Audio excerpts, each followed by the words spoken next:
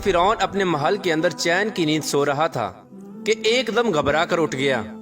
فرعون نے ایک دردناک خواب دیکھا جس خواب نے اس کی نیند کو اڑا کر رکھ دیا۔ اس ہیبت ناک خواب کو دیکھنے کے بعد فرعون نے کل اپنے دربار کے اندر تمام نجومیوں کو اکٹھا کیا اور اپنے خواب کی تعبیر معلوم کرنے کا کہا۔ فرعون نے نجومیوں کو بتایا کہ اس نے یہ خواب دیکھا ہے کہ بیت المقدس سے ایک آگ ظاہر ہوئی ہے جس نے تمام قبطیوں کو جلا کر راکھ کر دیا، جبکہ بنی اسرائیل کے مسلمانوں کو کچھ بھی نہ کہا۔ چنانچہ اس وقت تمام نجومیوں نے اپنے علم کا استعمال کیا اور اس خواب کی تعبیر نکالی، اور نجومیوں نے فرعون کو خواب کی یہ تعبیر بتائی کہ بنی اسرائیل میں ایک ایسا بچہ پیدا ہوگا جو تمہاری سلطنت کو تباہ و برباد کر دے گا اور خود تمہاری سلطنت پر قابض ہو جائے گا۔ چنانچہ فرعون نے اس خواب کی تعبیر سن کر اپنی سلطنت کے چھن جانے کے خوف سے قبطیوں کو یہ حکم جاری کیا کہ بنی اسرائیل کے ہر گھر کی نگرانی کی جائے، اور جس گھر میں بھی بچہ پیدا ہو اس کو قتل کر دیا جائے، اور بنی اسرائیل کے مردوں کو روک دیا جائے کہ وہ اپنی عورتوں کے بالکل بھی قریب نہ جائیں۔ چنانچہ اس طرح فرعون کا حکم پاتے ہی بنی اسرائیل کے ہر گھر کی نگرانی ہونے لگی، اور بنی اسرائیل کے مسلمانوں کے گھر میں جو بھی بچہ پیدا ہوتا اس کو قتل کر دیا جاتا۔ لیکن اللہ تبارک و تعالیٰ کی تقدیر میں جو کچھ لکھا تھا وہ ہو کر ہی رہنا تھا۔ اسی قتل و غارت کے دوران اللہ تبارک و تعالیٰ کی قدرت سے 2 بچے ایسے پیدا ہوئے جو اس قتل و غارت سے بچ گئے، اور اللہ تبارک و تعالیٰ کی قدرت یہ کہ ایک بچہ فرعون کے گھر میں پرورش پانے لگا، اور دوسرا بچہ جس کو اس کی ماں نے قتل کے ڈر سے ایک دور پہاڑ کے اندر چھوڑ دیا تھا، اس کی پرورش کے لیے اللہ تبارک و تعالیٰ نے اپنے سب سے مقرب فرشتے حضرت جبرائیل علیہ السلام کی ڈیوٹی لگائی۔ چنانچہ حضرت جبرائیل علیہ السلام روز اس بچے کے پاس آتے اور اس کے منہ میں اپنی انگلی داخل کرتے۔ اس انگلی کی وجہ سے اس بچے کو خوراک اور دودھ ملتا، جس کی وجہ سے اس بچے کی نشو نما ہونے لگی۔ چنانچہ وقت اسی طرح گزرتا گیا اور وہ دونوں بچے جوان ہو گئے۔ اتفاق سے دونوں بچوں کا نام موسیٰ تھا۔ لیکن اللہ تبارک و تعالیٰ کی قدرت یہ کہ جو بچہ فرعون کے گھر میں پرورش پایا وہ بڑا ہو کر اللہ تبارک و تعالیٰ کا مقرب نبی حضرت موسیٰ علیہ السلام بنے، اور جس بچے کی پرورش اللہ تبارک و تعالیٰ کے سب سے مقرب فرشتے حضرت جبرائیل علیہ السلام نے کی تھی وہ بڑا ہو کر بدبخت سامری جادوگر بنا۔ پیارو دوستو، ادھر جب فرعون کا ظلم و ستم حد سے بڑھنے لگا تو اللہ تبارک و تعالیٰ نے اپنے پیارے نبی حضرت موسیٰ علیہ السلام کو یہ حکم جاری کیا کہ وہ اپنی قوم کو لے کر مصر سے روانہ ہو جائیں، اور اللہ تبارک و تعالیٰ فرعون پر دردناک عذاب نازل فرمانے والا ہے۔ چنانچہ حضرت موسیٰ علیہ السلام اللہ تبارک و تعالیٰ کے اس حکم کی تکمیل کرتے ہوئے اپنی قوم کو لے کر مصر سے روانہ ہو گئے۔ چنانچہ جب حضرت موسیٰ علیہ السلام اور باقی تمام مسلمان دریائے نیل کے قریب پہنچے تو ادھر فرعون کو یہ خبر ملی کہ حضرت موسیٰ علیہ السلام اور اس کی قوم مصر کو چھوڑ کر جا رہے ہیں۔ یہ خبر سنتے ہی فرعون نے اپنے لشکر کو تیار کیا اور اپنے لشکر کو یہ حکم دے دیا کہ بنی اسرائیل کے تمام مسلمانوں کو اور حضرت موسیٰ علیہ السلام کو قتل کر دیا جائے۔ چنانچہ فرعون کا لشکر حضرت موسیٰ علیہ السلام کے لشکر کا تعاقب کرتے ہوئے ان کے پیچھے چل پڑا۔ ادھر جب حضرت موسیٰ علیہ السلام اور بنی اسرائیل کے تمام مسلمان دریائے نیل کے کنارے پہنچ گئے تو حضرت موسیٰ علیہ السلام نے اللہ تبارک و تعالیٰ کی بارگاہ میں دعا کی اور دریائے نیل کے اندر سے رستہ طلب کیا۔ چنانچہ اس وقت اللہ تبارک و تعالیٰ نے حضرت موسیٰ علیہ السلام سے حکم ارشاد فرمایا کہ اپنے عصا مبارک کو دریائے نیل کے کنارے مارو۔ تو اس وقت حضرت موسیٰ علیہ السلام نے اپنے عصا مبارک کو اللہ تبارک و تعالیٰ کے حکم سے دریائے نیل کے کنارے پر مارا تو اس وقت دریائے نیل 2 حصوں میں تقسیم ہو گیا اور دریائے نیل کے اندر سے ایک وسیع رستہ بن گیا۔ حضرت موسیٰ علیہ السلام اور تمام بنی اسرائیل کے مسلمان اس رستے کو عبور کرتے ہوئے بڑی آسانی کے ساتھ دوسری طرف چلے گئے، اور ادھر فرعون کا لشکر جو حضرت موسیٰ علیہ السلام کے لشکر کا تعاقب کر رہا تھا وہ بھی اسی رستے سے دریائے نیل میں داخل ہو گیا۔ اس طرح جب فرعون کا لشکر دریائے نیل کے بالکل درمیان میں داخل ہوا تو اس وقت اللہ تبارک و تعالیٰ نے دریائے نیل کو مل جانے کا حکم دیا، تو دریائے نیل اللہ تبارک و تعالیٰ کے حکم سے آپس میں مل گیا۔ اس طرح فرعون اور اس کا تمام لشکر اور تمام قبطی دریائے نیل کے اندر غرق ہو کر ہلاک ہو گئے، اور اس طرح فرعون کو ہلاک کر کے اللہ تبارک و تعالیٰ نے دنیا کے لیے عبرت کا نشان بنا دیا۔ چنانچہ فرعون کی ہلاکت کے بعد حضرت موسیٰ علیہ السلام اور تمام بنی اسرائیل کے مسلمان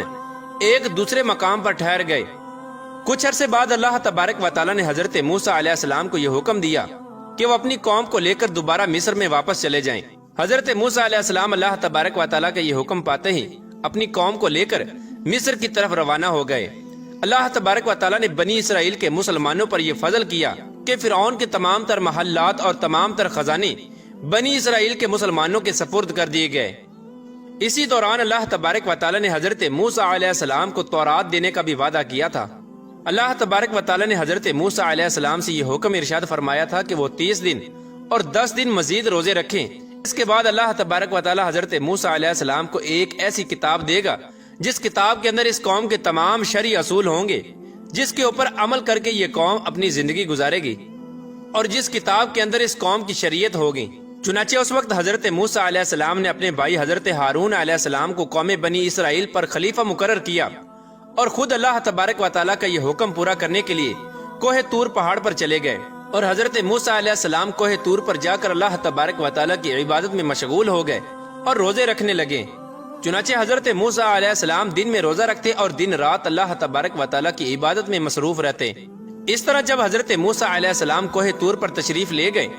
تو ادھر سامری جادوگر کو فساد پھیلانے کا موقع مل گیا، اور موسیٰ سامری نے بنی اسرائیل کے تمام مسلمانوں کو بہکانا شروع کر دیا۔ چنانچہ سامری جادوگر نے بنی اسرائیل کے مسلمانوں کے پاس جتنا بھی سونا تھا وہ تمام سونا اکٹھا کیا اور آگ کے اندر داخل کر دیا۔ اس طرح وہ تمام سونا دیکھتے ہی دیکھتے ایک بچڑے کی صورت اختیار کر گیا۔ سامری جادوگر یہ منظر دیکھ کر بہت خوش ہوا۔ اس نے اس بچڑے کو اٹھایا اور ایک محفوظ مقام پر رکھ دیا، اور سامری جادوگر نے اس بچڑے کے منہ میں وہ مٹی پھونکی جو سامری جادوگر نے حضرت جبرائیل علیہ السلام کے گھوڑے کے پاؤں کے نیچے سے اٹھائی تھی۔ اس طرح جب سامری جادوگر نے اس مٹی کو بچڑے پر پھونکا تو وہ بچڑا بولنے لگا اور اس بچڑے میں جان داخل ہو گئی۔ چنانچہ بنی اسرائیل کے مسلمان یہ منظر دیکھ کر حیران ہو گئے اور اس بچڑے کو اپنا خدا سمجھنے لگے۔ اس وقت سامری جادوگر نے معاذ اللہ بنی اسرائیل کے مسلمانوں کو بہکانا شروع کر دیا، اور بنی اسرائیل کے مسلمانوں سے یہ کہنے لگا کہ حضرت موسیٰ علیہ السلام جس خدا کی تلاش میں گئے ہیں وہ خدا تو ہمارے پاس ہے، اور معاذ اللہ حضرت موسیٰ علیہ السلام وہاں پر ہلاک ہو گئے ہیں۔ چنانچہ سامری جادوگر نے تمام بنی اسرائیل کے مسلمانوں کو اس بچڑے کے سامنے جمع کیا اور اس بچڑے سے پوچھا کہ بتا تو کون ہے؟ بچڑے کے اندر سے آواز آئی کہ میں بنی اسرائیل اور موسیٰ کا خدا ہوں۔ چنانچہ یہ منظر دیکھ کر 12,000 بنی اسرائیل کے مسلمانوں کے علاوہ باقی تمام قوم اس بت پرستی اور شرک کے اندر مبتلا ہو گئی، اور اللہ تبارک و تعالیٰ کی وحدانیت کو چھوڑ کر اس بچڑے کی پوجا کرنے لگی اور اس کی عبادت کرنے لگی۔ چنانچہ حضرت ہارون علیہ السلام نے اپنی قوم کو جب اس شرک کے اندر مبتلا دیکھا تو حضرت ہارون علیہ السلام نے اپنی قوم کو اس شرک سے منع کیا۔ حضرت ہارون علیہ السلام نے کہا کہ اللہ تبارک و تعالیٰ ایک ہے، اس کا کوئی شریک نہیں، تم اللہ تبارک و تعالیٰ کو چھوڑ کر اس بچڑے کی عبادت کیوں کرتے ہو؟ اس وقت اس بدبخت قوم نے جو کہ شرک کے اندر مبتلا ہو چکی تھی، انہوں نے حضرت ہارون علیہ السلام کو قتل کرنے کی دھمکی دی۔ چنانچہ حضرت ہارون علیہ السلام اس وقت اس دھمکی کی وجہ سے خاموش ہو گئے۔ چنانچہ ادھر جب حضرت موسیٰ علیہ السلام اللہ تبارک و تعالیٰ کے ساتھ ہم کلام ہو کر اور تورات لے کر واپس آئے تو اپنی قوم کو اس شرک کے اندر مبتلا دیکھا۔ آپ نے دیکھا کہ آپ کی قوم اس بچڑے کی پوجا کر رہی ہے۔ یہ منظر دیکھ کر حضرت موسیٰ علیہ السلام جلال میں آ گئے۔ حضرت موسیٰ علیہ السلام نے غضبناک ہو کر اپنے بھائی حضرت ہارون علیہ السلام کو بالوں اور داڑھی مبارک سے پکڑا